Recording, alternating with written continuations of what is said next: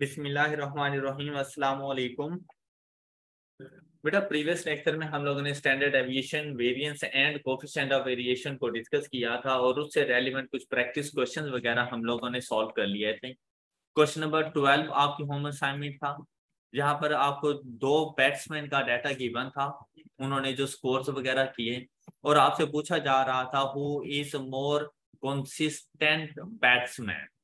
और इसी तरह से अगर हम बात करें क्वेश्चन नंबर 16 की, तो यहाँ पर भी player A and player B का डाटा गिवन है और आपसे पूछा जा रहा है कि आपने इनकी परफॉर्मेंस को एवेल्युएट करना है on the basis of consistency. तो ऐसी सिचुएशन में आप लोगों ने हमेशा कोएफिशिएंट ऑफ वेरिएशन की वैल्यू फाइंड करनी है और जिसकी सीवी की वैल्यू कम हो वो ज्यादा कंसिस्टेंट होगा। अब अगर आप लोग यहाँ पर क्वेश्चन नंबर 12 में देखें, आप सीवी की वैल्यू फाइंड कर लेंगे, लेकिन आप लोग कोशिश करें कि आप इसे कैलकुलेटर के थ्रू सॉल्व करें। कैलकुलेटर से जब हम लोग सॉल्व करने के लिए जाते हैं तो इसको कुछ इस तरह से सॉल्व किया जाएगा।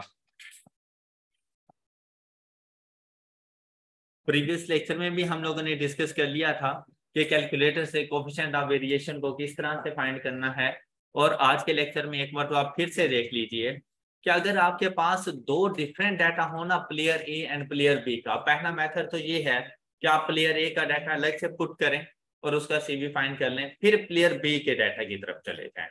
और ऐसा भी हो सकता है कि आप दोनों का डाटा एट अ टाइम जाके पुट करते हैं, दोनों प्लेयर्स का डाटा एट अ टाइम जाके पुट करते हैं। जैसे कि यहाँ पर देखें, सेटअप की की में गए, यहां से आपने स्टैटिस्टिक्स, और अब आप वन वेरिएबल पे ना जाए, अब आप लोग टू वेरिएबल से यहां पर आ जाएं, ए प्लस बी एक्स। टू की प्रेस करें तो देखिए आपको एक्स एंड वाई दोनों मिल जाते हैं। जहां से फ्रीक्वेंसी को आप ऑफ कर देंगे, शिफ्ट सेटअप डाउन एरो 4, और फ्रीक्वेंसी ऑफ करने के लिए टू की प्रेस कर दी। एक्स में बैट्समैन ए का डाटा और वाई में बैट्समैन बी का डाटा पुट कर देंगे। वैल्यूज हैं हमारे पास 12, 115, 6, 73, 7, 19, 119, 36, 84 एंड 29। अब आप लोग y के कॉलम में गए और बैट्समैन बी का डाटा इसमें पुट करेंगे। 47, 12, 76, 42, 4, 51, 37, 48, 13 and 0।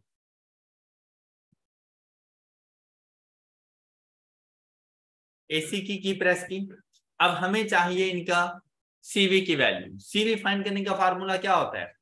Standard deviation divided by mean. अब आपने बिल्कुल ऐसे ही करना है, शिफ्ट 1, 4 की प्रेस करें। अब यहां पर देखें, एन से मुराद है टोटल नंबर ऑफ ऑब्जर्वेशन, और हमने एक्स एंड वाई में सेम ऑब्जर्वेशन रखी हुई है, ये हमें फाइंड करने की जरूरत नहीं है। लेकिन अगर आप गौर करें, एक्स बार आपको मिल रहा है, एक्स में मतलब बैट्समैन ए के स्कोर की एवरेज, ये जो आपको समीशन एक्स आपको मिल रहा है, ये स्टैंडर्ड डेविएशन ऑफ बैट्समैन ए है। इसी तरह से 4 नंबर अभी आपके लिए नहीं है। आप लोग गए 5th नंबर पे, वाई के डाटा का मीन मिल गया आपको, बैट्समैन बी का मीन, और 6th नंबर पे बैट्समैन बी के डाटा का स्टैंडर्ड डेविएशन मौजूद है। ये समीशन सिग्मा एक्स जो लिखा हुआ है, इससे मुराद है standard deviation of x, and ये जो सिग्मा वाई लिखा हुआ है, इससे मुराद है स्टैंडर्ड डेविएशन ऑफ वाई। अब अगर हम लोगों ने एक्स के डाटा का सीवी फाइंड करना है तो हम लोग क्या करेंगे, यहां से 3, उसके बाद डिवाइडेड बाय, फिर शिफ्ट 1, 4 और इसके मीन की value 2 is equal to 83.66%। Okay, 0.8366।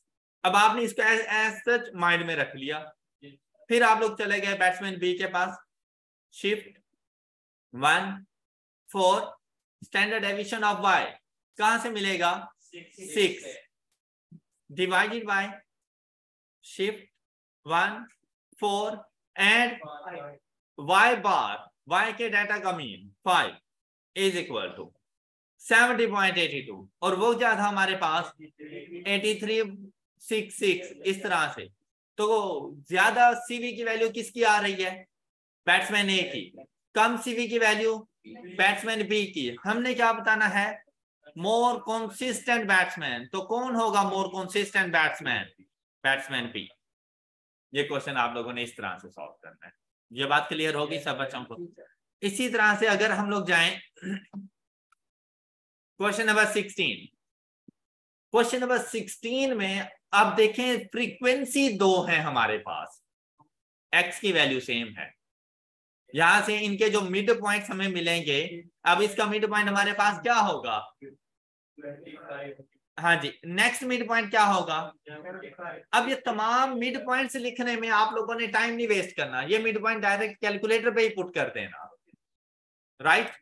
अच्छा, अब हमें पता है कि हर मिड पॉइंट में अगर हम लोग क्लास इंटरवल ऐड करते जाएं तो नेक्स्ट क्लास का मिड पॉइंट आता जाएगा।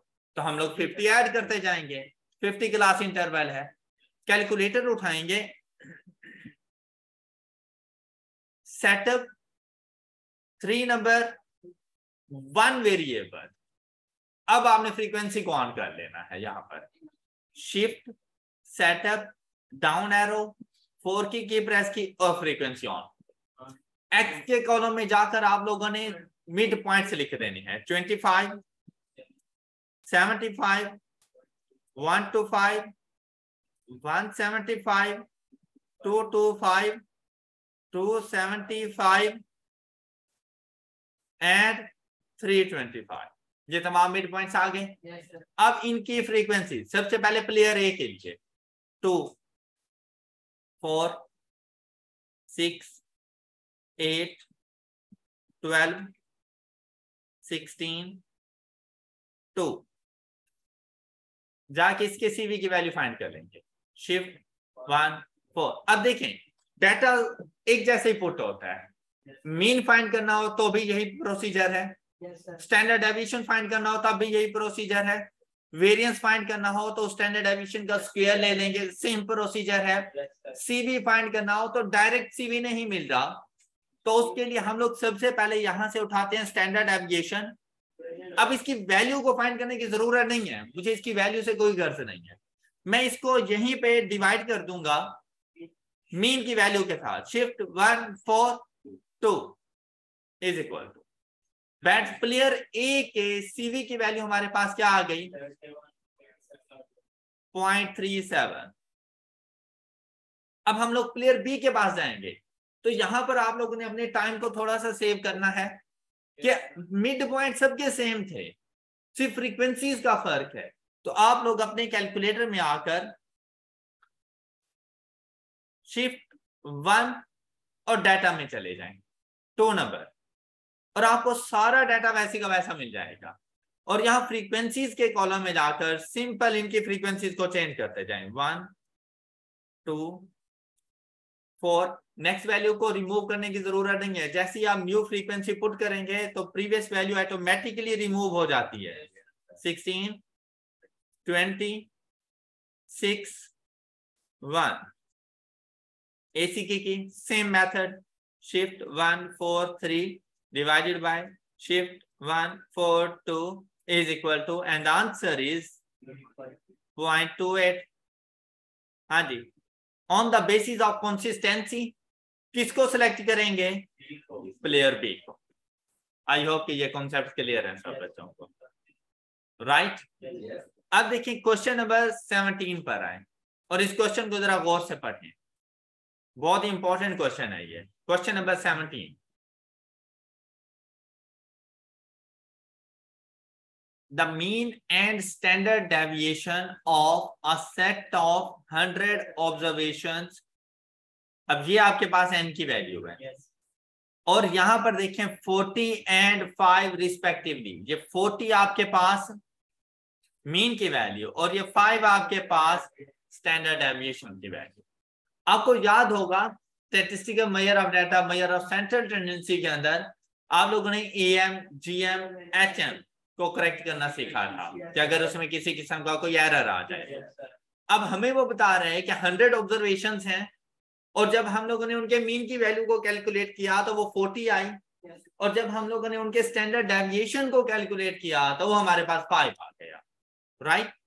अब क्या कहता है नेक्स्ट, कहता है by a computer who by mistake took value 50 in place of 40, मतलब एक वैल्यू उसे पुट करनी थी 40 लेकिन उसने 50 पुट कर दी, तो इसमें रॉन्ग वैल्यू कौन सी है 50 और करेक्ट वैल्यू कौन सी है 40। आपने सबसे पहले ये आइडेंटिफाई करना होता है। फिर क्या हुआ, जैसे ही ये मिस्टेक हुई क्या मीन की वैल्यू ठीक होगी, क्या स्टैंडर्ड डेविएशन ठीक होगा, तो हमने वो बताना है उसे, कहते हैं recalculate the correct mean and variance. Variance क्या है या स्टैंडर्ड डेविएशन, अगर स्टैंडर्ड डेविएशन गलत तो लाजमी बात है वेरिएंस गलत, अगर स्टैंडर्ड डेविएशन को ठीक कर लें तो वेरिएंस भी ठीक हो जाता है। इसी तरह से CV की वैल्यू भी गलत। अब देखिए यहां से CV फाइंड करेंगे तो हम लोग क्या लिखेंगे 5 डिवाइडेड बाय 40, ऐसे ही है ना, लेकिन जब वैल्यूज ही गलत हैं, इन दोनों ने चेंज हो जाना है तो CV भी चेंज हो जाएगा। ऑलराइट, मतलब तमाम को ठीक करने का मेथड एक जैसा ही है। अब इसको ठीक करने के लिए सबसे पहले देखिए भाई, अगर आपसे ना भी कहता ना कि आप करेक्ट वैल्यू ऑफ मीन बताएं, तब भी सबसे पहले मीन को ठीक करने के लिए, सॉरी स्टैंडर्ड डेविएशन को ठीक करने के लिए मीन ठीक करना ही था। ओके, मैं अगर हमसे यहां कह देता recalculate the value of variance तो अभी हम लोग मीन ठीक करते। क्लियर, मुझे सिर्फ मीन की वैल्यू को ठीक करके दो, जल्दी करें। 39.9। तो ऐसी सिचुएशन में आप लोगों ने सबसे पहले समीशन एक्स फाइंड करना होता है, और समीशन एक्स फाइंड करने का फार्मूला क्या होता है हमारे पास n इंटू एक्स बार, ये समीशन एक्स फाइंड करने का फार्मूला हमारे पास। अब यहां पर n की वैल्यू हमारे पास क्या है 100, एक्स बार की वैल्यू क्या है हमारे पास, ये आपके पास समीशन एक्स आ गया। मतलब अगर हम लोगों ने मिस्टेक की है तो समीशन एक्स भी तो गलत है, सबसे पहले समीशन एक्स को ठीक करो। तो जब समीशन एक्स को ठीक किया वो हमारे पास यहां से आ रहा था 4000, इसमें से लेस कर दो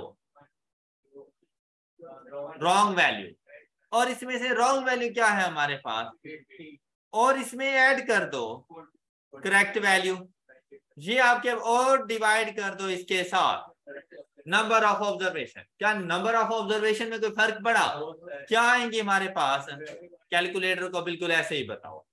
मैं ये जो चीज मैंने लिखी है यहाँ पर आपके कैलकुलेटर में जानी चाहिए थी, ये रफ वर्क में नहीं। तो यहां से आपको आंसर मिल जाता है करेक्ट मीन की वैल्यू 39 पॉइंट, ये चीज हम लोगों ने पहले पढ़ी हुई थी, यहां तक कोई इशू। अच्छा, जब अब हम लोग जाएंगे स्टैंडर्ड डेविएशन की तरफ, तो भाई स्टैंडर्ड डेविएशन को फाइंड करने का फार्मूला हमारे पास क्या होता है, हम लोगों ने 3 फार्मूलाज पढ़े थे, लेकिन यहां पर अगर देखें तो मीन गिवन है तो आपने थर्ड फार्मूला यूज किया, और वो हमारे पास क्या है summation x square divided by minus x bar whole square. अच्छा, बहुत अच्छी बात होगी कि आप यहाँ पर वेरिएंस ले लें, स्क्वायर रूट को खत्म करें। अब देखिए भाई, अगर आपका समीशन एक्स गलत है तो समीशन एक्स स्क्वायर भी तो गलत है, तो समीशन एक्स स्टैंडर्ड डेविएशन के लिए यहां पर मीन को भी ठीक करना है जो कि हम लोग कर चुके हैं, और साथ में समीशन एक्स स्क्वायर को भी ठीक करना है जो हम करने जा रहे हैं। क्लियर, तो अब यहां पर आप लोगों ने आके वैल्यूज को पुट करना है। स्टैंडर्ड डेविएशन गिवन 5, तो 5 का स्क्वायर पता हो तो लिख दो, अदरवाइज ऐसे ही, right, is equal to summation x square की जगह पे कैलकुलेटर में पुट करेंगे डिवाइडेड बाय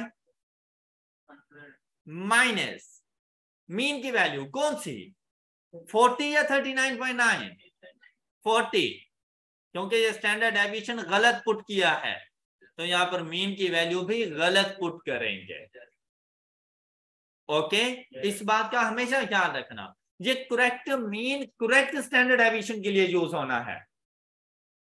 और ये जो 5 आया था उस टाइम पे हमने 39.9 मीन की वैल्यू को पुट नहीं किया था, हमने रॉन्ग मीन जाके पुट किया था, 40 पुट किया था। तो यहां पर आप लोगों ने पहले 40 पुट करना है, 40 का स्क्वायर, और यहां से आपको मिल जानी है एक्स की वैल्यू।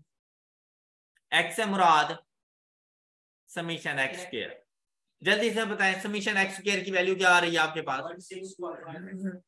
162.5।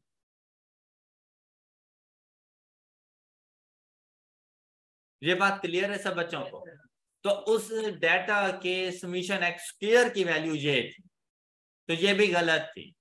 इसमें आप क्या करेंगे, रॉन्ग वैल्यूज के स्क्वायर माइनस करेंगे और करेक्ट वैल्यूज के स्क्वायर्स ऐड कर देंगे। तो रॉन्ग वैल्यू हमारे पास क्या थी, तो हम लोग माइनस कर देंगे 50 का स्क्वायर और ऐड कर देंगे 40 का स्क्वायर। अच्छा, आपने ऐसा नहीं करना कि 50 माइनस कर रहे हैं 40 ऐड कर रहे हैं तो -10 का स्क्वायर करते हैं, ऐसा नहीं करना आप लोगों ने, तमाम वैल्यूज को अलग अलग पुट करना है। क्लियर? अब बताएं समीशन एक्स करेक्ट क्या आ रहा है आपके पास?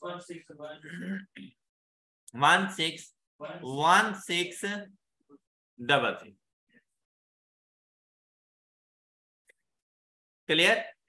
अब स्टैंडर्ड डेविएशन को ठीक कर लो, ये वाली वैल्यू जाके पुट करेंगे 161600 डिवाइडेड बाय 100 माइनस जो मीन की वैल्यू है, अब करेक्ट वैल्यू लिखेंगे 39.9 का स्क्वायर। अगर वो आपसे वेरिएंस पूछे तो अंडर रूट लगाने की जरूरत नहीं है, ये वेरिएंस ठीक हो गया है। और अगर स्टैंडर्ड डेविएशन पूछ ले तो फिर इसके ऊपर अंडर रूट लगा दें,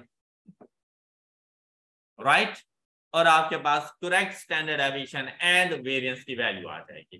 पहले मुझे स्टैंडर्ड डेविएशन बताएं क्या आ रहा है? वेरिएंस का 23.99 आ रहा है। 4.897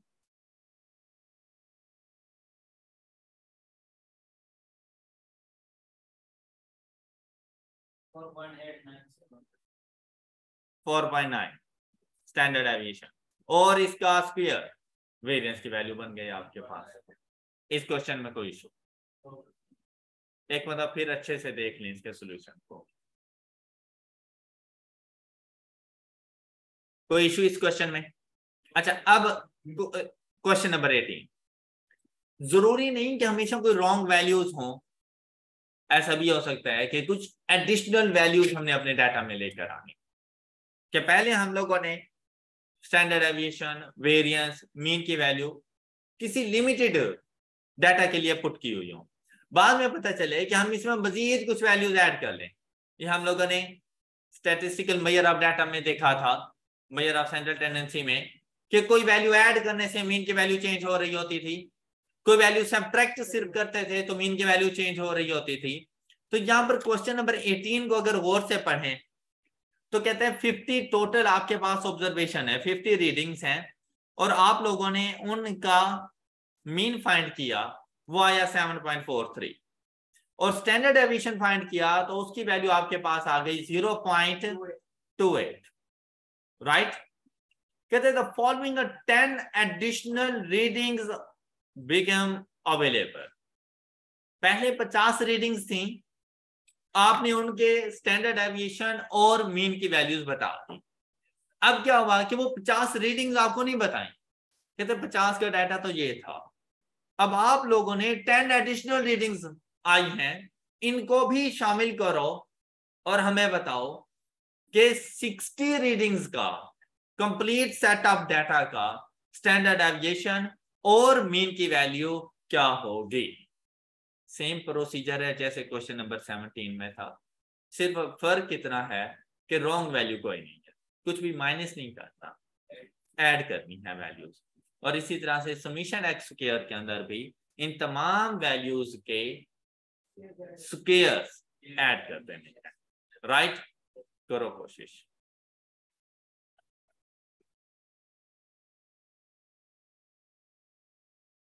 क्वेश्चन नंबर 18 में जब आपको रॉन्ग वैल्यूज को नहीं मिली, स्टैंडर्ड डेविएशन ठीक करना हो या वेरिएंस ठीक करना हो या मीन की वैल्यू ठीक करनी हो, अब यहां पर देखें तो हमसे कहा गया mean as standard deviation, additional values हैं। अगर एक दो वैल्यूज हो तब भी कोई मसला नहीं होता, जो मेथड है आप उसी के मुताबिक चलें। लेकिन टोटल 10 एडिशनल वैल्यूज हैं, क्या इन 10 एडिशनल वैल्यूज का सम नहीं चाहिए होगा मीन की वैल्यू के लिए, समीशन एक्स में ऐड करने के लिए, क्या इन एडिशनल वैल्यूज के स्क्वायर्स का सम नहीं चाहिए आप लोगों को? तो भाई पहले वो फाइंड कर लो, पहले समीशन एक्स और समीशन एक्स स्क्वायर फाइंड कर लो। अब इसका हरगिज ये मतलब नहीं है कि हम ऐड करना शुरू करते हैं 6.8 प्लस 7.81 प्लस दिस और फिर दोबारा शुरू करें 6.8 का स्क्वायर प्लस 7.81 का स्क्वायर प्लस, ऐसा नहीं करता। एक ही मरतबा डाटा अपने कैलकुलेटर को बताओ, सेटअप 3 1, या फ्रीक्वेंसी को ऑफ करें, आकर अपनी तमाम वैल्यूज बहुत अच्छे तरीके से यहां पे लिखनी है कि यहां पे एरर पर एरर ना कर देना। एक एरर उन्होंने कर दिया, दूसरा आप लोगों ने कर देना है। अब देखें क्या वैल्यूज है हमारे पास, 6.8, नेक्स्ट 7.81, नेक्स्ट 7.58, 7.7, 8.05, 6.98, 7.78, 7.85, 7.21, 7.4। हाँ जी, 10 वैल्यूज कंप्लीट हो गई। एसी की प्रेस शिफ्ट 1 और ये देखिए ये सम लिखा हुआ है 3 नंबर पे, और यहां से आपको summation x square and summation x मिल जाना है। अब समीशन एक्स स्क्वायर फाइंड करने के लिए 1 की प्रेस की 566.4004। अब ये आपने अपने पास लिख लिया, summation x square is equal to 566.4004 और यहां पर summation x is equal to shift 1 3 2 is equal to 75.16। क्या ये इजी मेथड नहीं था? ऐसा ही करना, राइट? अच्छा अब देखो, अब सबसे पहले यहां से आके समीशन एक्स फाइंड कर लो। यहां से समीशन एक्स कैसे मिलेगा? देखो ऐड किया इसमें, समीशन एक्स कैसे मिलेगा? 50 मल्टीप्लाइड बाय इसके मीन की वैल्यू 7.43। क्या समीशन एक्स ठीक हो जाएगा? अब यहां पे आए, कैलकुलेटर से वापसी, ये स्टैटिस्टिकल मॉड है, इसको चेंज कर लेना अब, और जैसे ही चेंज करोगे आपका डाटा रिमूव हो जाता है जो आपने सेव किया होता है। सेटअप और 1 की, ताकि यहां पे मैं फ्रैक्शंस वगैरह अप्लाई कर सकूं मैथमेटिक्स मोड में आकर। अब देखें 75.16 प्लस 50 इंटू 7.43, ये आपके पास आ गया correct summation x 446.66।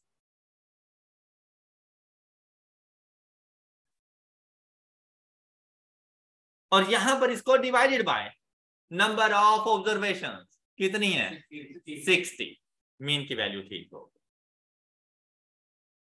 7.44 and the correct mean is 7.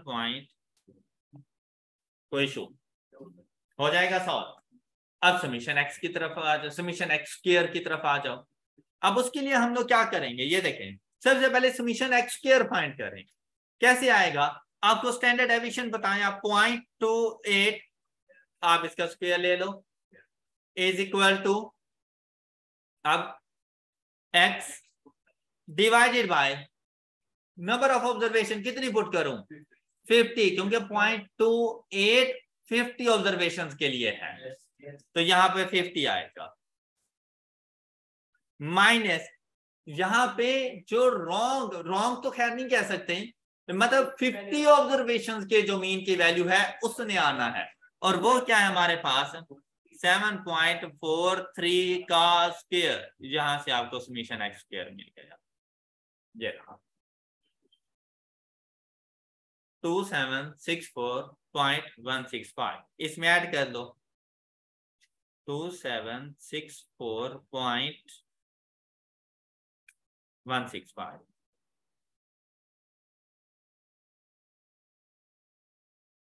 इसमें ऐड करें 566.4004, ये आ गया आपके पास आंसर, ऐसे ही है 330.5654, 330.5654। अब हम लोगों ने करेक्ट मीन बताना है या स्टैंडर्ड डेविएशन, स्टैंडर्ड डेविएशन, तो हम लोग अंडर रूट अप्लाई कर देंगे, under root answer divided by 60 minus, अब देखिए ये जो 7.44 है ना, ये मैंने राउंड ऑफ करके लिखा हुआ है, तो मैं मीन का फार्मूला नहीं अप्लाई करूंगा, मैं समीशन एक्स वाला फार्मूला अप्लाई कर दूंगा ताकि मुझे मीन राउंड ऑफ ना करना पड़े, ये बात समझ आई।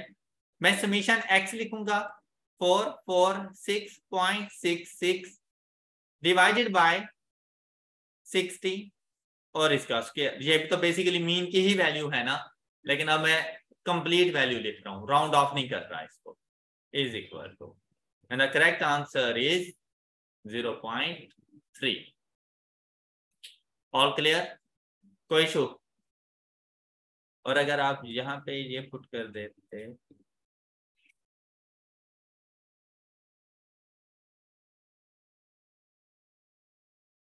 7 पॉइंट, कोई इतना खास फर्क नहीं पड़ना, इज इक्वल टू, अच्छा वो आंसर अब पीछे वाला वो लेके आएगा,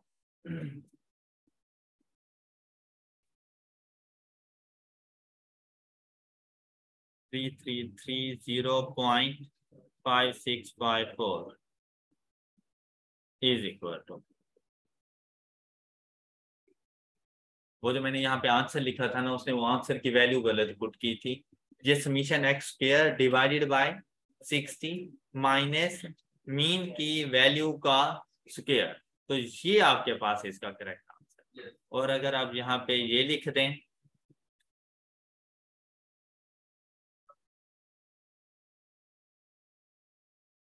446.66 डिवाइडेड बाय 60 का स्क्वायर इज इक्वल टू, ये क्या करता है, क्यों ये वैल्यू सही लिख पाई थी?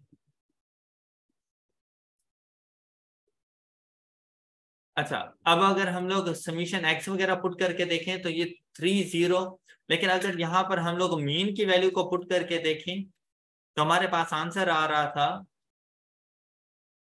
7.44। अब ये वैल्यू ना हम लोगों ने राउंड ऑफ की हुई है, मतलब इसके आगे बहुत ज्यादा वैल्यूज मौजूद थी जो कि हम लोगों ने नहीं ली, और उनके अगर स्क्वायर्स के इंपैक्ट को देखा जाए तो अच्छा खासा डिफरेंस बन जाता है, जिसकी वजह से ये डिफरेंस क्रिएट हो जाता है।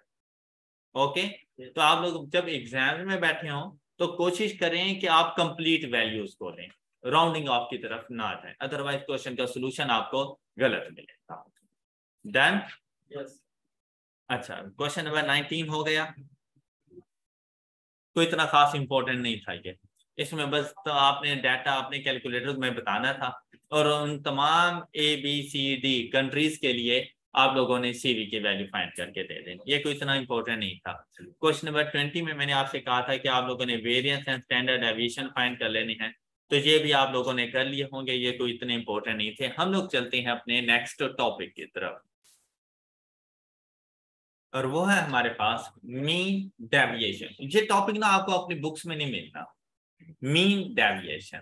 इससे पहले हम लोगों ने क्या पढ़ा था, स्टैंडर्ड डेविएशन। अब देखें फर्क क्या आया कि लोगों ने इस बात पे, अगर आपने भी वैसे गौर किया हो, कल के फार्मूले के अंदर मैंने आप लोगों को बताया था कि भाई स्टैंडर्ड डेविएशन को फाइंड कैसे करते हैं। उसके लिए मैंने आपसे कहा कि भाई अगर हम लोग स्टैंडर्ड डेविएशन मतलब डेविएशन की एक एवरेज बतानी थी, जब हम लोग एवरेज फाइंड करने के लिए गए ना इस तरह से डिवाइडेड, बेसिकली एवरेज तो इस तरह से आनी थी, लेकिन जब हम ये फाइंड करने के लिए गए ना तो सम ऑफ डेविएशन फ्रॉम मीन हमें 0 मिला। तो हम लोगों ने क्या किया, हमने इसका स्क्वायर ले लिया। अब ये कोई ना कोई न्यूमेरिकल वैल्यू हमें मिल गई और हमने स्क्वायर के इंपैक्ट को खत्म करने के लिए इसके ऊपर अंडर रूट लगा लिया, तो ये बन गया स्टैंडर्ड डेविएशन। अब बेसिकली एतराज ये उठाया गया कि आप स्क्वायर ले रहे हैं न्यूमरेटर का और अंडर रूट लगा रहे हैं पूरे के ऊपर, या तो फिर एन का भी स्क्वायर लेते हैं, फिर तो होल अंडर रूट लगाओ, लेकिन अंडर रूट आप कंप्लीट लगा रहे हो, स्क्वायर से न्यूमरेटर का ले रहे हो, तो ये कैसे आप हमें फाइंड करके दे रहे हो। उन्होंने कहा कि भाई हमें डेविएशंस की एवरेज चाहिए और हमें एब्सोल्यूट एवरेज बताओ। क्या एब्सोल्यूट एवरेज बताओ। तो उसके लिए हमारे पास और कोई सोल्यूशन नहीं था। हम लोगों ने क्या किया, हमने फिर इस चीज को खत्म किया और चले गए एब्सोल्यूट डेविएशन की तरफ। अब एब्सोल्यूट डेविएशन हमारे पास क्या होगी, कहते हैं कि आप सिंपल डेविएशन देखो, आप ये ना देखो कि वो प्लस में है या माइनस में है, क्योंकि जब आप प्लस माइनस में देखते हो तब सम 0 होता है कि आप उसके साथ लिख रहे हो -5 -3 +5 +3, तब जाके 0 हो रहा है। कहते हैं आप ये ना देखो, आप अपनी तमाम डेविएशंस को पॉजिटिव रखो, मतलब आप जस्ट वैल्यूज का उनकी एवरेज वैल्यू के साथ सिर्फ डिफरेंस देखो, चाहे वैल्यू कम है या ज्यादा है, आप ये देखो कि उनके दरमियान डिफरेंस कितना है, तब कभी भी 0 नहीं होगा। और यहां पर हम लोग इसके लिए साइन यूज क्या करते हैं, मॉडुलस का। ये जो दो मैंने ये लाइंस ड्रॉ की हैं इन्हें पढ़ा जाता है मॉडुलस, और ये हमारी नेगेटिव वैल्यूज को पॉजिटिव कर देते हैं, पॉजिटिव पॉजिटिव ही रहती हैं, नेगेटिव वैल्यूज भी। अब इसीलिए मैंने ब्रैकेट नहीं लगाई इसके साथ कि आप लोगों ने यहाँ पर अब एब्सोल्यूट डेविएशन, अब याद रखना कि अगर आपसे कभी वो कहते हैं ना सम ऑफ एब्सोल्यूट डेविएशन इज, तो वो ये है summation modulus of x minus x bar. Okay, अब यहां पर ये कभी भी 0 नहीं होने वाला, मतलब मेरे पास कुछ भी वैल्यूज आ जाएं x की वैल्यूज और उनके मीन की वैल्यू, और जब भी हम लोग उनका डिफरेंस फाइंड करने लगेंगे तो हम उनके तमाम डिफरेंस को पॉजिटिव रखेंगे, फिर हमें कोई ना कोई न्यूमेरिकल वैल्यू मिल जाएगी। ये बात समझ आ गई सब बच्चों। तो बेटा मीन डेविएशन जब भी हम लोगों ने कैलकुलेट करना होगा तो मीन डेविएशन दो तरह का हमारे पास होता है, mean deviation from mean and mean deviation from median. Mean median mod भी पढ़ा था ना आपने, तो मीन डेविएशन फ्रॉम मॉड भी तो होना चाहिए था। हाँ जी, तो मीन डेविएशन फ्रॉम मॉड इसीलिए नहीं फाइंड करते कि कभी डाटा में मॉड होता ही नहीं है। ऐसा हुआ था ना, कभी डाटा में मॉड होता ही नहीं है तो डेविएशन किससे फाइंड करें। और कभी ऐसा भी होता है कि एक ही डाटा के अंदर 2-3 मॉड की वैल्यूज आ जाती हैं, तो फिर कौन से मॉड की वैल्यू से डेविएशन फाइंड करें। इसीलिए मीन डेविएशन फ्रॉम मॉड नहीं कैलकुलेट किया जाता, जबकि मीडियन एक ही वैल्यू होती है और मीन भी एक ही वैल्यू होती है, हम लोग फाइंड कर सकते हैं। अब ये डिपेंड करता है कि आपसे क्या कहता है कि आपने कौन सा मीन डेविएशन फाइंड करके देना है। लेकिन अगर क्वेश्चन साइलेंट है और सिर्फ ये कह रहा है फाइंड कैलकुलेट मीन डेविएशन, तो आपने हमेशा mean deviation from mean calculate करना है। मीडियन के लिए वो आपसे खुद कहेगा। बात क्लियर हो गई। अच्छा, अब इसको डिनोट कैसे करेंगे, MD stands for mean deviation, और इसकी सबस्क्रिप्ट में आकर अगर मीन का साइन लगा दो x बार, तो ये बन जाएगा मीन डेविएशन फ्रॉम मीन। और अगर यहाँ पे मीडियन का साइन लगा दो तो बन जाएगा मीन डेविएशन फ्रॉम मीडियन। अब फार्मूला क्या बनेगा ये देखें, for discrete data summation modulus of x minus x bar divided by n, और अगर ये फ्रॉम मीडियन है तो मीन की जगह पे क्या चीज आ जाएगी, मीडियन। यही फर्क है, ये बात क्लियर। अच्छा नेक्स्ट देखें, अगर ये फ्रीक्वेंसी डिस्ट्रीब्यूशन या ग्रुप्ड फ्रीक्वेंसी डिस्ट्रीब्यूशन है, डाटा अगर क्लासिफिकेशन की फॉर्म में है ग्रुप्ड फ्रीक्वेंसी डिस्ट्रीब्यूशन, तो उसके तो आप लोगों ने मिड पॉइंट ले लेने, वो आपके लिए x की वैल्यूज बन जाएंगे, क्लियर। और आपने मॉडुलस से पहले फ्रीक्वेंसी अप्लाई कर देंगे और n रिप्लेस हो जाता है समेशन f के साथ। ये बिल्कुल वैसे ही है जैसे स्टैंडर्ड डेविएशन के फार्मूलाज आपने पढ़े थे, तो स्टैंडर्ड डेविएशन के लिए भी तो आपने सबसे पहले उसके लिए ये फार्मूला कहा था, divided by n discrete data के लिए, ऐसे ही था। ये मैंने वेरिएंस का फार्मूला लिख लिया, अंडर रूट लगा लो तो स्टैंडर्ड डेविएशन ये लो। और जब फ्रीक्वेंसी डिस्ट्रीब्यूशन था तब हम लोगों ने क्या कहा था इसके लिए, summation f into x minus x bar divided by, तो यहाँ पर भी बिल्कुल वैसा ही हो रहा है, सिर्फ फर्क क्या है कि वो जो ब्रैकेट्स आप अप्लाई करते थे वो मॉडुलस के साइन के साथ रिप्लेस हो चुकी है और अंडर रूट अब यूज नहीं हो रहा क्योंकि स्क्वायर भी तो नहीं ले रहे हम लोग। ऑल क्लियर हो जाएगा, फाइन, गुड। बस यही फार्मूलाज है हमारे पास मीन डेविएशन को कैलकुलेट करने के। इसके बाद हमारे पास टॉपिक आता है कोफिशिएंट ऑफ मीन डेविएशन। अच्छा मुझे बताएं आप कोफिशिएंट ऑफ वेरिएशन को कैसे फाइंड करते थे, standard deviation divided by mean. तो जब आप लोग कोफिशिएंट ऑफ मीन डेविएशन में जाते हैं तो ये भी दो तरह का है, coefficient of mean deviation from mean and coefficient of mean deviation from median. मतलब डिपेंड करता है कि मीन डेविएशन आपने किस तरह से कैलकुलेट किया हुआ है। अब अगर आप लोगों ने ये फाइंड किया हुआ है coefficient of mean deviation from mean, तो मीन डेविएशन को डिवाइड कर दो मीन की वैल्यू के साथ, और अगर आपने इसको मीडियन से फाइंड किया हुआ है तो उसको डिवाइड कर दो मीडियन की वैल्यू के साथ। ऑल क्लियर, ये इसके फार्मूला है कोफिशिएंट ऑफ मीन डेविएशन के। Coefficient of mean deviation find करने के लिए मीन डेविएशन को डिवाइड कर दो जिसके साथ मीन डेविएशन फाइंड किया है। मीन के साथ किया है तो मीन के साथ डिवाइड करो, मीडियन के साथ किया है तो मीडियन के साथ डिवाइड करो, राइट राइट। चलें, मीन डेविएशन का टॉपिक खत्म हो चुका है। इसका क्वेश्चन बहुत कम सिचुएशन में आते हैं। आज ये हो सकता है कि आपसे वो डायरेक्ट सिर्फ फार्मूला वगैरह पूछने के लिए आपसे कह दे कि भाई आपके पास 10 ऑब्जर्वेशंस हैं और उन 10 ऑब्जर्वेशन के एब्सोल्यूट डेविएशन का सम सपोज के 100 है, बताओ मीन डेविएशन क्या होगा, तो 100 डिवाइडेड बाय 10। मतलब उसने आपको न्यूमरेटर बता दिया कि ये 100 है एब्सोल्यूट डेविएशन का सम, और 10 ऑब्जर्वेशन है तो 100 डिवाइडेड बाय 10, आप क्या देना कि 10 है उसकी वैल्यू। Clear clear.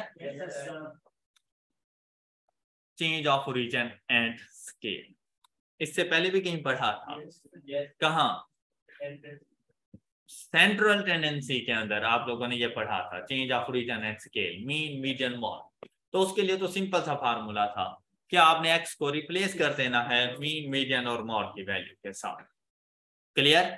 लेकिन आज हम लोग इसको पढ़ने जा रहे हैं स्टैंडर्ड डेविएशन, वेरिएंस और सीवी के लिए बेसिकली। अब देखो अगर स्टैंडर्ड डेविएशन चेंज हो रहा है तो लाजिम बात है वेरिएंस चेंज हो रहा है, ऐसा ही है ना। अब यहां पर बेटा आप लोगों ने ये बात याद रखनी है कि standard deviation and variance are independent of change of origin. Change of origin क्या होता था, addition and subtraction of a constant number in actual values is called change of origin। मतलब अगर आपके डाटा में कोई कांस्टेंट वैल्यू ऐड होती है या सब्ट्रैक्ट होती है तो इससे बनने वाले न्यू डाटा का स्टैंडर्ड डेविएशन और वेरिएंस में किसी किस्म का कोई फर्क नहीं आएगा। ओके, अब यहां पर देखें, ये मेरे पास एक्चुअल ऑब्जर्वेशन है 15, 21, 17, 4, 8। इनके मीन की वैल्यू देखिए क्या आ गई हमारे पास 13।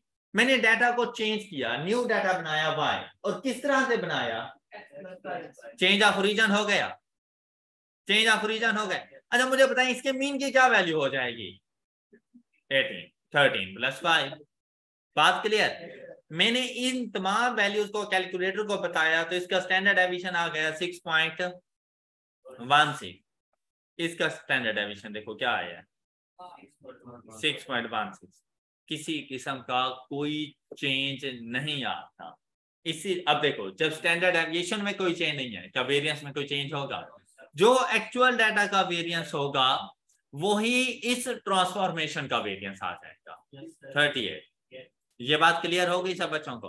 तो इसीलिए हमने कहा कि standard deviation and variance are independent of change of origin, right? इसका मतलब चेंज ऑफ स्केल से ये चेंज हो जाते हैं। अच्छा यहां पर चेंज क्यों नहीं होते?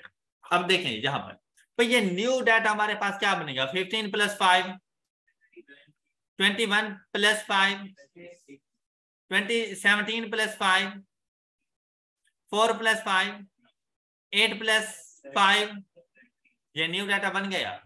इसकी एवरेज वैल्यू क्या आ गई? अब देखें हम लोगों ने फाइंड करना स्टैंडर्ड डेविएशन, बेसिकली डेविएशन। अब यहां पर जरा 15 की उसकी एवरेज वैल्यू से डेविएशन देखो क्या आ रही है 15 - 13, 15 - 13, 21 - 13, 17 - 13, 4 - 13 and 8 - 13। आपको ये बात समझ आ गई है? हमने इन वैल्यूज की मदद से जाके स्टैंडर्ड डेविएशन फाइंड कर लिया, ये डेविएशन था। लेकिन अगर आप यहां पे देखें 20 - 18, क्या कोई फर्क आया? 26 - 18, 22 - 18, 9 - 18, 13 - 18। तो जब डेविएशन में कोई फर्क नहीं है तो स्टैंडर्ड डेविएशन क्यों चेंज होगा? क्लियर? तो स्टैंडर्ड डेविएशन नहीं चेंज हो रहा तो वेरिएंस भी चेंज नहीं। All right, good. अब बेटा आपसे जब भी क्वेश्चन पूछे और आपसे कहे कि हम लोगों ने अपने एक्चुअल डाटा के अंदर 5 को ऐड किया तो बताओ कि न्यू डाटा का मीन क्या आ जाएगा, तो आपने कहना है रिमेन्स सेम, ओके, अनचेंज्ड। इस किस्म की आपने बात करनी है कि किसी किस्म का कोई चेंज नहीं आएगा। अगर वो आपसे कह दे कि हमारे एक्चुअल डाटा के स्टैंडर्ड डेविएशन की वैल्यू 5 है, हमने उसमें चेंज लेकर आए और हमने अपने डाटा में 3 माइनस कर दिया, तो बताओ न्यू डाटा का स्टैंडर्ड डेविएशन क्या होगा? तो आपने कहना है 5 ही होगा। ओके, बात क्लियर हो गई? ओके है। लेकिन अगर मैं सीवी की बात करूं, सीवी भाई स्टैंडर्ड सीवी का फार्मूला क्या होता रहता है हमारे पास? Standard deviation bye. अब देखो यार मैं अगर आपसे ये कहूं, ये देखें स्टैंडर्ड डेविएशन की वैल्यू क्या आ रही है 6.16 divided by 13। Am I right? Value क्या आई है 0.47। ओके, अब फार्मूला तो सेम है, स्टैंडर्ड डेविएशन चेंज नहीं हुआ, न्यूमरेटर में कोई फर्क नहीं आएगा, लेकिन डिनोमिनेटर तो चेंज हो गया है ना, मीन की वैल्यू तो चेंज हो रही है ना। तो मैं ये नहीं कह सकता कि सीवी भी रिमेन्स अनचेंज, सीवी चेंज हो जाएगा। क्लियर? अब कैसे? अब देखिए जब इसको चेंज किया हमने तो 6.16 डिवाइडेड बाय 18, तो देखो सीवी की वैल्यू क्या आ गई है 0.3। बेटा फ्रैक्शन के अंदर अगर न्यूमरेटर सेम रहे और डिनोमिनेटर इंक्रीज हो जाए तो वैल्यू डिक्रीज हो जाती है। Got it? आप ये नहीं बता सकते कि सीवी में चेंज कितना आया, आप ये नहीं बता सकते। हाँ ये बता सकते हो कि भाई चेंज आया तो इंक्रीज हो रही है या डिक्रीज हो रही है, ये बता सकते हो। किस तरह से? आप कह सकते हो कि अगर भाई चेंज ऑफ ओरिजिन है और ऐड हो रही है कोई कांस्टेंट वैल्यू तो CV कम हो जाएगा। ओके, और अगर माइनस हो रही है कोई वैल्यू तो CV इंक्रीज कर जाएगा। ये देखो x-3 तो CV की वैल्यू देखो क्या आ गई, इंक्रीज कर गई है। लेकिन स्टैंडर्ड डेविएशन और वेरिएंस सेम, कोई इशू? All clear? गुड। अब चलते हैं चेंज ऑफ स्केल की तरफ।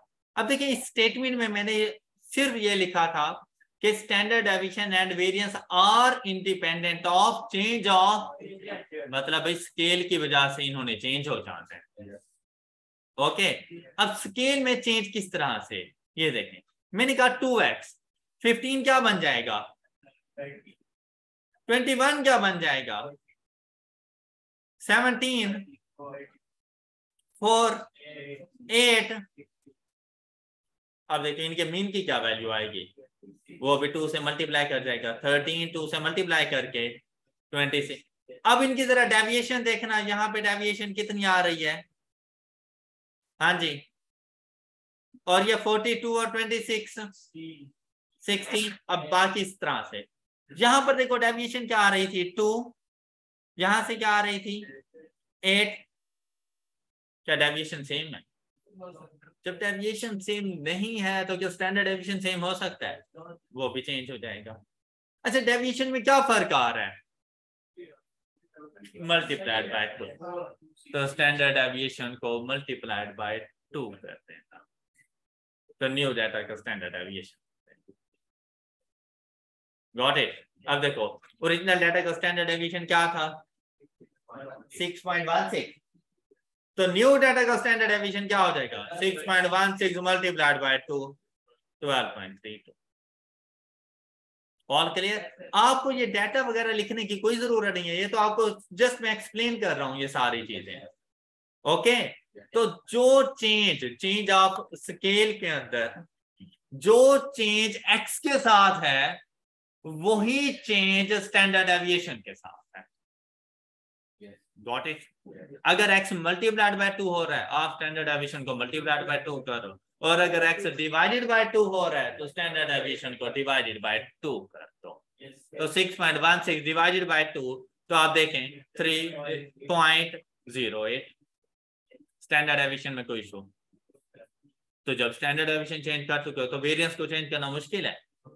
अच्छा, वेरिएंस के साथ क्या करोगे, वेरिएंस के साथ क्या करोगे, जो स्टैंडर्ड डेविएशन फाइंड किया है उसका स्क्वायर ले लो। जैसे 12.32 उसका स्क्वायर ले लो, कितना आ जाएगा 152। इसी तरह 3.08 इसका स्क्वायर ले लो 9.5। ऑलराइट, लेकिन एक बात याद रखना कि वेरिएंस ने कभी आपसे ये नहीं कहा कि भाई एक्चुअल डाटा की अगर वेरिएंस की वैल्यू आपको मिल गई 38 और आपसे कहा गया कि यहाँ पर डाटा में फर्क आ गया 2x और आप लोग 2 × 38, देखो 2 × 38 क्या बनता है आपके पास 76, जबकि यहाँ पे मैंने क्या लिखा हुआ है, तो मतलब कुछ तो गड़बड़ है ना, गलत है वैल्यू के। स्टैंडर्ड डेविएशन को कांस्टेंट से मल्टीप्लाई करना, वेरिएंस को ना करना। क्यों? वो स्क्वायर होता है, स्टैंडर्ड डेविएशन का स्क्वायर वेरिएंस होता है। अगर आपने मल्टीप्लाई करना भी है तो कांस्टेंट का भी स्क्वायर। अब बिल्कुल ठीक है, 2 का स्क्वायर 4 मल्टीप्लाइड बाय 38 152 है। इसी तरह से जब डिवाइड करने लगो तो 38 डिवाइडेड बाय 2 नहीं करना, 2 का भी फिर स्क्वायर लो क्योंकि ऊपर ऑलरेडी स्क्वायर है। ओके, तो भाई अगर मैं यहाँ पे बात कहूं चेंज ऑफ ओरिजिन में स्टैंडर्ड डेविएशन और वेरिएंस चेंज नहीं होंगे, जबकि चेंज ऑफ स्केल के अंदर स्टैंडर्ड डेविएशन वैसे ही चेंज होगा जैसे डाटा में चेंज है, लेकिन वेरिएंस उन कांस्टेंट के स्क्वायर्स के मुताबिक जाके चेंज होगा। क्या अगर मैं कहूं कि कांस्टेंट नंबर मल्टीप्लाई कर रहा हूं अपने एक्चुअल डाटा के साथ वेरिएंस में क्या चेंज आएगा, वेरिएंस इंक्रीज हो जाएगा स्क्वायर ऑफ द कांस्टेंट से, क्लियर। और अगर डिवाइड कर रहे हो तो डिवीजन की सूरत में डिक्रीज होता रहता है, डिक्रीज हो जाएगा कितने से, स्क्वायर ऑफ द कांस्टेंट से, राइट राइट, शाबाश। और सीवी की वैल्यू चेंज नहीं होती, क्योंकि जिस तरह से आपका न्यूमरेटर चेंज हो रहा है बिल्कुल वैसे ही आपका डिनोमिनेटर चेंज हो जाता है। तो सीवी की वैल्यू में कोई फर्क नहीं आएगा। आप देखें यहाँ पर हम लोगों ने जो सीवी की वैल्यू फाइंड की, मैं यहाँ पे देखो ना 12.32 डिवाइडेड बाय 26 या 3.08 डिवाइडेड बाय 6.5, तो दोनों में सेम चेंज आता है, तो सीवी की value remains same, remains unchanged. Got it. तो मैं कह सकता हूं CV is independent of change of scale. कर लेंगे ऐसे क्वेश्चन। आप लोगों ने आज के दिन अपनी स्टडी टेक्स्ट में से चैप्टर नंबर 8 का सेल्फ टेस्ट सॉल्व करना है कंप्लीट, राइट। लास्ट टॉपिक नहीं, कोएफिशिएंट ऑफ स्क्यूनेस। स्क्यूनेस पढ़ा था आप लोगों ने, सिमेट्री एंड स्क्यूनेस आप लोगों ने पढ़ लिया था। कोएफिशिएंट ऑफ स्क्यूनेस की हम लोग बात करते हैं।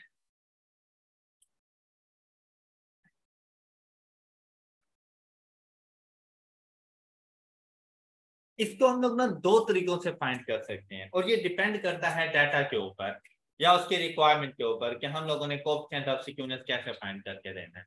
अगर डाटा में मीन, मीडियन, मॉड और स्टैंडर्ड डेविएशन गिवन हो, तब आप लोगों ने यूज करना है Karl Pearson's coefficient of skewness.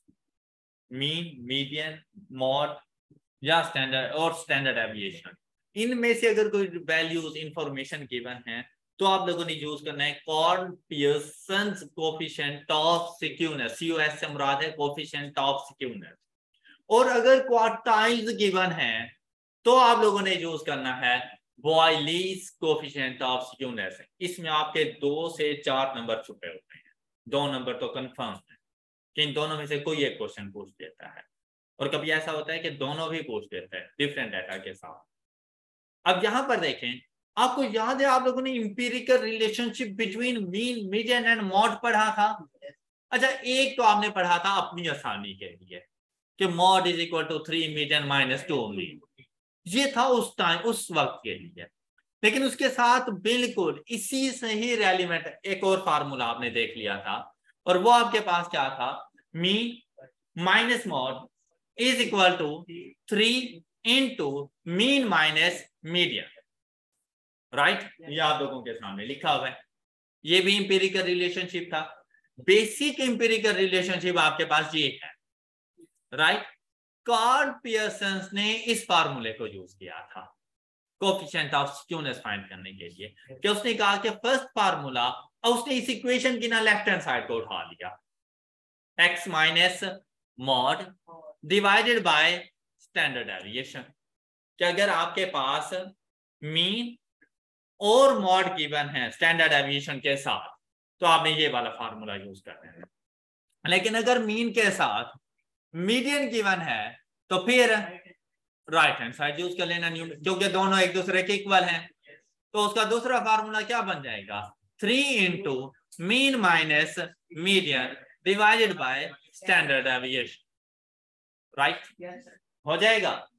और अगर मेरे पास मॉड और मीडियन गिवन हो तो फिर देखो, मीन एंड मॉड गिवन है first formula, mean and median given है सेकंड फार्मूला, मॉड और मीडियन गिवन है तो फिर मीन फाइंड कर लेंगे फिर इंपीरिकल रिलेशनशिप से, फिर दोनों में से कोई सा भी फार्मूला अप्लाई कर देंगे।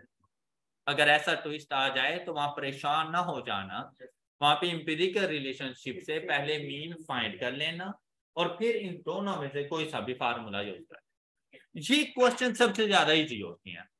सिंपल सा डाटा गिवन है आपको, और आप लोगों ने जाकर सिर्फ वैल्यूज को पुट करना है और आपको वैल्यूज मिल जाती है कि ये आपके पास कोएफिशिएंट ऑफ स्क्यूनेस है।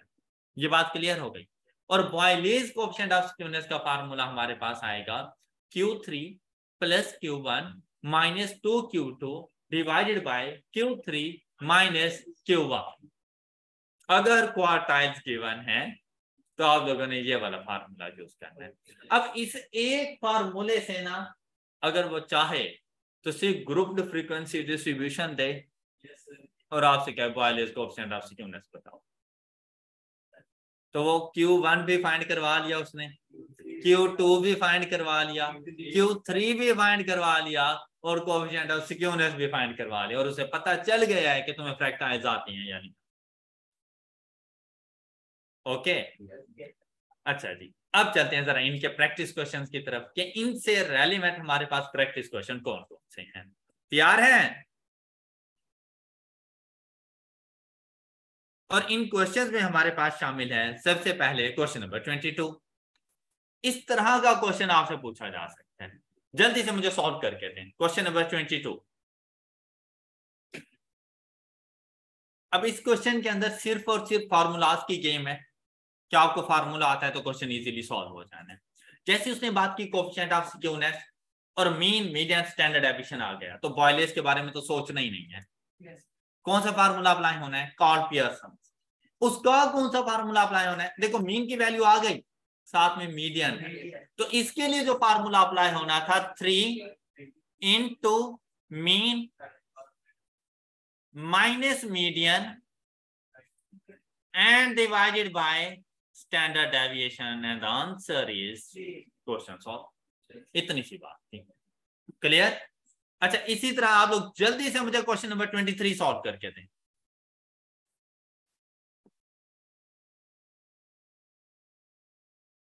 इस क्वेश्चन में कहता है for a moderately skewed distribution the mean is 50, CV is 0.4, Pearson's skewness is minus 0.4, find the value of median and standard। तो स्टैंडर्ड डेविएशन की वैल्यू हमें CV के फार्मूले से मिलेगी 0.4 is equal to standard deviation divided by,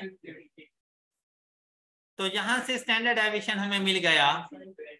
अब ये standard deviation use करेंगे पियर्सन स्क्यूनेस में और वहां से हम लोग फाइंड करेंगे मीडियन और उसके लिए अगेन से यही फार्मूला अप्लाई हो जाना है 3 इंटू मीन और यहां से मीन की वैल्यू हमें क्या मिली माइनस मीडियन, मतलब कैलकुलेटर में एक्स पुट कर देंगे डिवाइडेड बाय स्टैंडर्ड डेविएशन ये जो हमने फाइंड किया इज इक्वल टू माइनस 0.4, फिर 0.4 नहीं, तो यहां से मीडियन की वैल्यू हमें क्या मिल जाएगी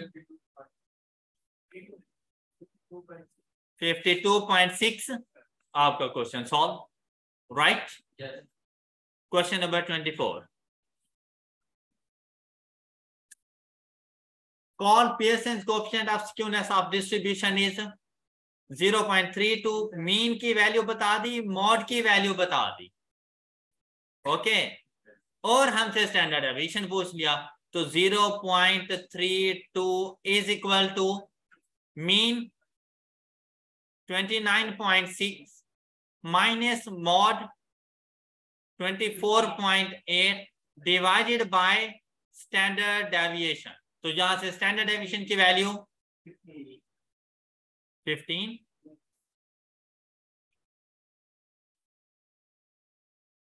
ओके बाकी क्वेश्चंस आप लोगों ने यहाँ पर प्रैक्टिस कर लेने हैं। जो एक दो छोटे छोटे कॉन्सेप्ट्स रहते हैं वो इंशाल्लाह हम लोग कल के लेक्चर में डिस्कस कर लेंगे और साथ में आप लोगों ने क्वेश्चन बैंक अच्छे तरीके से सॉल्व करके आना है, मतलब सेल्फ टेस्ट चैप्टर नंबर 8 का, right? That's all for today. अपना बहुत सा ख्याल रखिएगा, नेक्स्ट लेक्चर में मिलेंगे। अल्लाह हाफिज।